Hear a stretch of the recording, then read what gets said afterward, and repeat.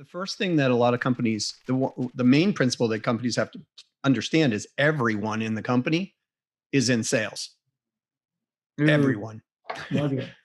right? So, and it doesn't matter whether it's operations, it doesn't matter customer service, it doesn't matter if it's the the HR department, right?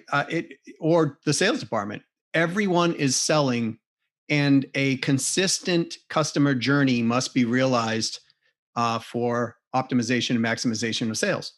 Is that's rule number one. So not a lot of companies abide by this. I mean, they look at their customer service department, for example, and they say, "Oh, this is kind of retention," but really, it's not. Yes, and they can be a revenue generating, producing, viable division for any company. Yeah. No, we're just starting to learn that. My customer service people just started selling, and it's been awesome I mean, even just selling them on sticking with us longer. I'm like, that's a thing. Like, you gotta know sales. Anyway, yeah. Yeah. So I mean, and the other thing is now, what kind of accountability, training, policies, procedures, things are in place to hold that accountability so that everybody is moving that customer along in the same spirit, if you will, the old Sun Tzu spirit of the same ranks, right? So art of war. And when I can get companies to realize that everybody's in sales, revenues will go up.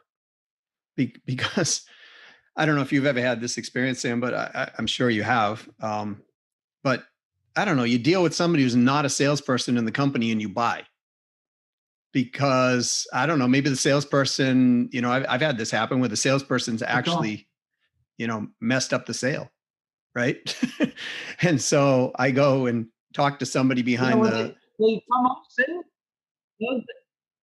Those that don't come off salesy end up being better sales. Like, oh, absolutely. You know what I mean? Like, they don't want. Yeah, I like that. I couldn't agree more. So let me ask you this. You said something about. Oh, sorry. Keep going. No, go ahead, sir. Go ahead. I was going to say about like accountability to make sure that everybody's singing the same song on the same page. Do you have a system like an accountability chart or KPI tracker or some kind of like best practice to help manage that? You know what I mean? Everybody in theory is like, hey, be accountable to make sure that you're doing this. But it's like, so what do you implement to keep the accountability going is what I'm curious about.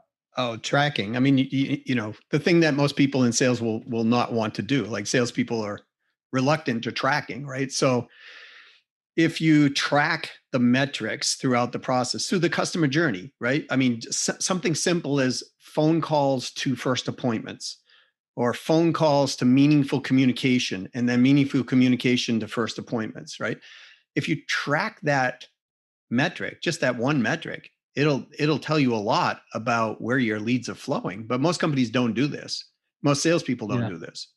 So because when one looks at the numbers, it's like, wow, I had 200 calls, I had 2 appointments.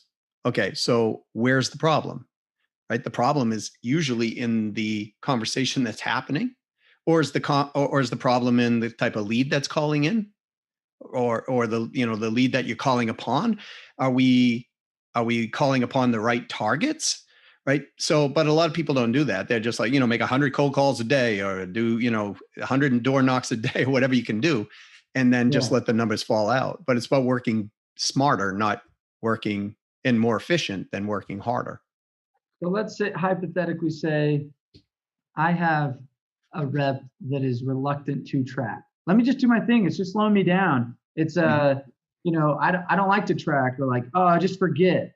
How do you handle that behavior? Because I constantly see that where it's this fight between leadership being like, track your numbers, input the data, log your calls, log your knocks, whatever that is.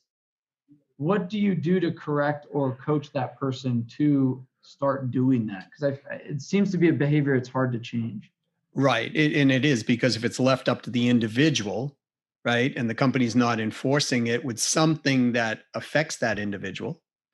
So, for example, look at the compensation plan. if we have a comp plan that we require these things from our representatives of this company, then we are going to not pay if we don't have these things, or we're going to pay a lower percentage. Love that. Right. So there, and the other side is coaching, right? Because it's, look, salespeople get fired long before they're supposed to, in my opinion, because a lot of times companies don't have adequate coaching. They don't have adequate processes in there. They're relying on the individual skill sets. They don't have adequate training on a consistent, methodology or a consistent behavior code. And so what ends up happening is the salesperson sometimes has to start figuring all this out.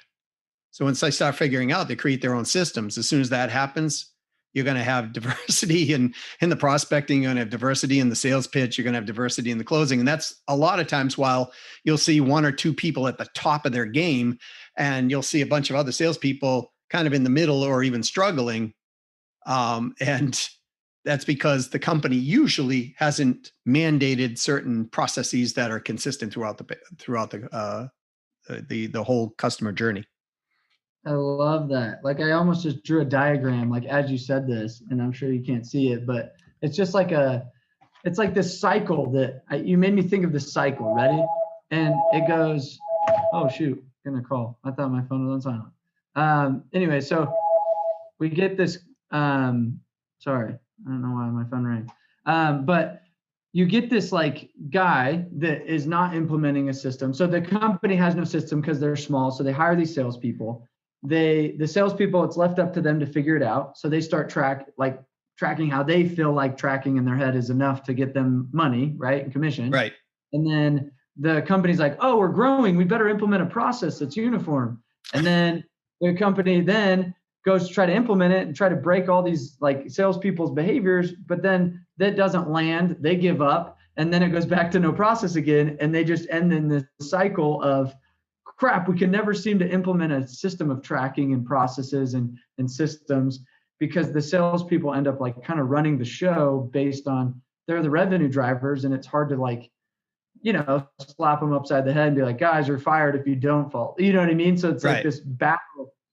It's very, very common and something I haven't talked about on a podcast yet. So I think this is quite interesting to see this cycle that most business owners and leadership probably fall into. Yeah. And so sometimes business owners will feel like they're they're the hostage from, the inmates are running the prison, the old saying, right? So the salespeople have got them and they don't know what to do about it. And the reality is that there are a lot of great salespeople out there that are looking for A-type companies. So if the owner feels that hostage, what we do is we work with them to become an A-type company.